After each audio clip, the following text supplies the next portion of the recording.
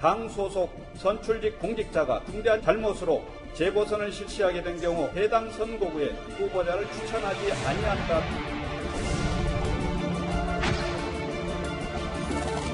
후보자를 내지 않는 것만이 책임있는 선택은 아닙니다. 오히려 후보 공천을 통해 시민의 심판을 받는 것이 책임있는 공당의 도리라는 판단에 이르게 됐습니다.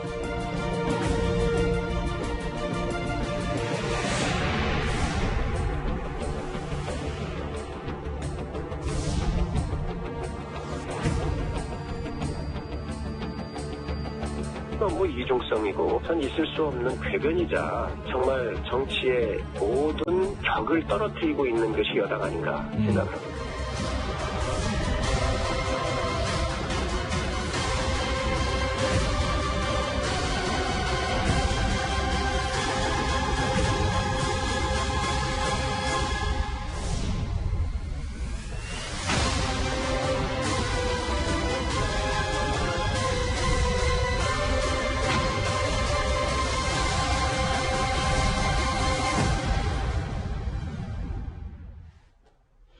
이 얘기를 좀 해보겠습니다. 더불어민주당이 5년 전 문재인 대통령이 만든 당원을 고쳐서 내년 서울시장과 부산시장 선거에 후보를 내겠다고 어제 밝혔었습니다.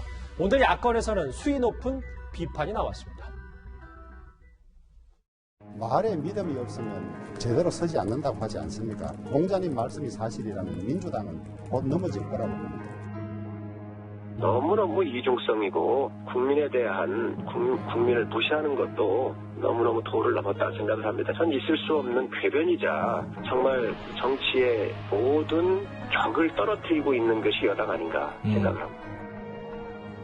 저는 이 선거가 치러진 그 이유가 부산과 서울에서의 어떤 성비 이런 문제로 치러지는데 저는 좀 납득이 잘 되지 않고 국민에게 책임지는 태도인지에 대해서 상당히 좀 부정적입니다.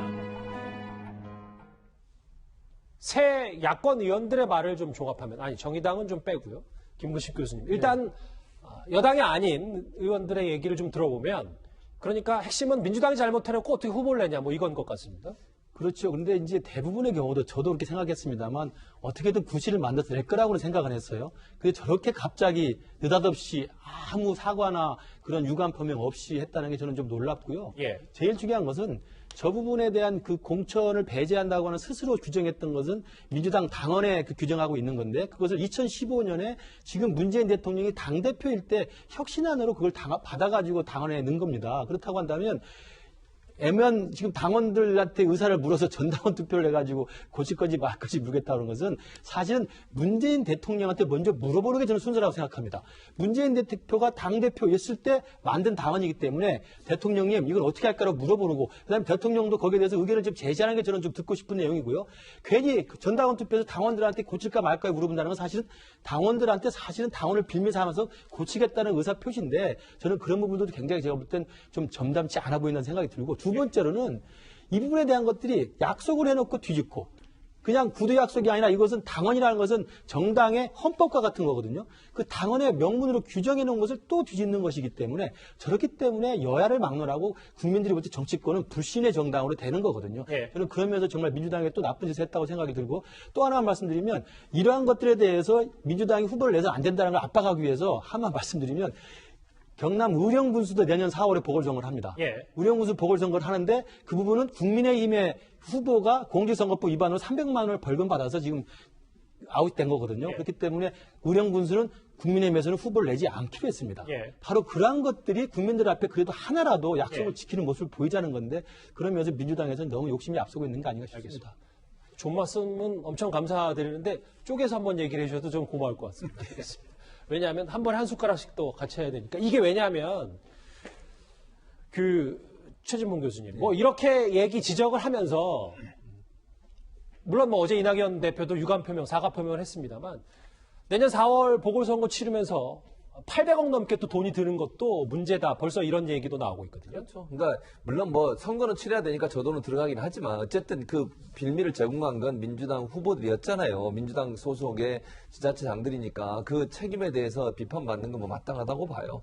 이번에 이제 어쨌든 당헌 당규를 바꾸는 과정에 있는 것도 비판의 대상이 될 수밖에 없고 저는 민주당이 그걸 감수하고 한다고 보거든요. 비판이 없을 거라고 생각했겠습니까? 저는 그렇다고 보지 않아요. 어쨌든 이런 비판이 있음에도 불구하고 이제 정치적 상황으로 봤을 때 불가피하게 그럴 수밖에 없는 상황이었다는 것인데 그렇다고 하면 뭐 비판은 달게 받는 것이고요. 그 비판에 대해서 수용하고 그리고 또 이제 열심히 하는 모습이 보여진다고 저는 봅니다. 또 어쨌든 이런 상황이 선거 결과에도 영향을 미칠 거니까 그걸로 또 판단받겠다고 하는 거니까 제가 볼 때 뭐 비판에 대해서 거부하거나 그럴 생각은 저는 없다고 보고 민주당도 당연히 본인들이 만들어놓은 당헌 당규가 어쨌든 위반하는 어기는 상황이 됐잖아요. 그걸 바꾸는 상황이라 하더라도 예. 거기에 대해서는 국민적 비판은 그냥 달게 받는 게 맞다고 봅니다. 알겠습니다.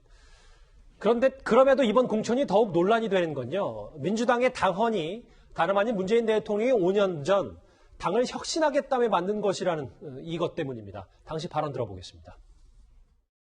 당 소속 선출직 공직자가 부정부패 등으로 중대한 잘못으로 그 직위를 상실하여 재보선을 실시하게 된 경우 해당 선거구에 후보자를 추천하지 아니한다. 이런 재보선에 책임 있는 정당은 후보를 내지 말자, 그런 식의 법안을 발의했습니다. 그래 우리 정치가 발전할 수 있지 않겠습니까? 그래야 당도 혁신하고 우리 정치가 발전할 수 있지 않을까라는 게 5년 전 문 대통령의 말인데요. 이현정 의원, 네. 결국은 문 대통령이 5년 전에 만들고 이낙연 대표가 불가피하게 깬 셈이 됐습니다. 제가 좀 극단적으로 이야기하면요. 민주당도 그렇고 저는 뭐 만약에 뭐 국민의힘도 마찬가지고 당연 당규 다 없애야 됩니다. 딱 한 줄만 남겨야 돼요. 그 한 줄이 뭐냐면 그때 달라요. 딱 그거 하나만 남기고 다 없애야 돼요. 뭐 이럴 거면 당헌 당규 뭐하러 만듭니까? 당헌 당규가 무슨 뭐 장식품입니까? 그때 따라서 다 다르고 저렇게 뭐 국민의 어떤 뭐 책임을 지겠다? 무슨 책임을 지는데요? 자, 책임을 지려면요. 최소한 조치는 저는 몇 가지 있다고 봅니다. 첫 번째, 자, 이 당헌 당규를 통과시킨 문재인 대통령이 직접 사과를 해야 됩니다. 왜냐? 그때 당시에 그렇게 해서 다 덕을 봤잖아요. 민주당, 더군다나 어디 국민들에게 저렇게 책임 있는 정당으로 간다? 다 이득을 받지 않습니까? 자, 그 이득을 받던 분들은 지금 한마디 말이 없어요. 자, 그러면 최소한 그 책임자였던 문재인 대통령이 직접 사과를 해야 됩니다. 두 번째, 이번 선거 자금 지금 800억 든다고 이야기하지 않습니까? 네. 자, 그러면 최소한 민주당에 들어간 정당 지원금 중에서 최소한 몇 분이나 내놔야죠. 자기들 저렇게 책임을 진다 그러면. 아하. 책임진다고 아무 책임도 아니잖아요. 누구 하나 지금 세비 내놓은 사람이 있습니까? 이낙연 대표가 무슨 뭐 선거 안 나간다는 이야기 했어요. 아무 책임진 자 선거로서 심판받겠다? 그러면 뭐하러 당헌 당규 만듭니까? 자, 그러면 당헌 당규 아예 우리는 없다. 앞으로. 그리고 대통령 사과한다. 그리고 최소한 당에서 선관에 지원되는 자금 중에서 얼마나 선거 비용을 내놓겠다. 그 약속을 하고 난 다음에 그리고 최소한이라도 후보를 내야죠. 그 아무리 5년 전에 그렇게 본인들은 깨끗한 정당이 혁신 정당이라고 그렇게 이야기를 해놔놓고 제가 그때 이야기했습니다. 이거 안 지켜집니다. 이거 세상에 정당에 어떤 선거에 후보 안 내는 정당이 어딨냐. 제가 그렇게 정말 입이 아프도록 이야기를 했어요. 그때는 그렇게 자신들이 정말 잘난 척 이야기를 해놓고 지금 와서는 아무것도 없는 것처럼 한다? 너무 뻔뻔한 거 아닙니까? 알겠습니다. 이중적이다라는 비판의 목소리가 커지는 이유는요. 과거 흡사한 사례 때 민주당이 다른 당에 보였던 태도 때문일 겁니다. 과거 바로 들어보겠습니다.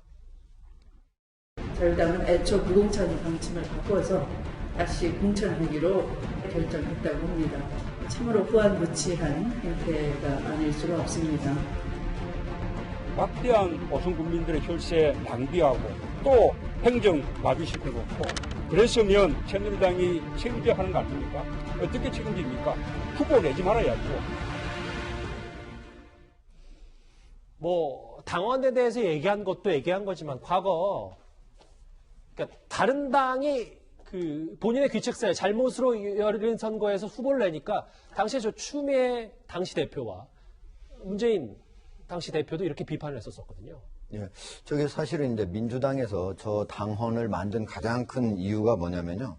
사실은 2015년에 그때 당시에 경남 고성군에 하학렬 그 군수가 이제 선거법 위반으로 그때 이제 당선 무효이 됐는데 이게 바로 이제 그때의 이제 한나라당이죠. 그때에 거기가 있으니까 자기들은 이런 경우에 우리가 만약에 이게 있다면 반면교사로 삼아서 우리는 아예 후보를 내지 않겠다. 이렇게 하면서 만든 겁니다. 예. 그리고 그리 다음에 이제 2017년 같은 경우에는 김종태 의원이 이제 의원직 상실로 경북 상주에서 재선거가 이루어져요. 이때 추미애 민주당 대표가 뭐라고 했냐면 그때 사실은 이제 책임이 그러면은 새누리당에 있지 않습니까?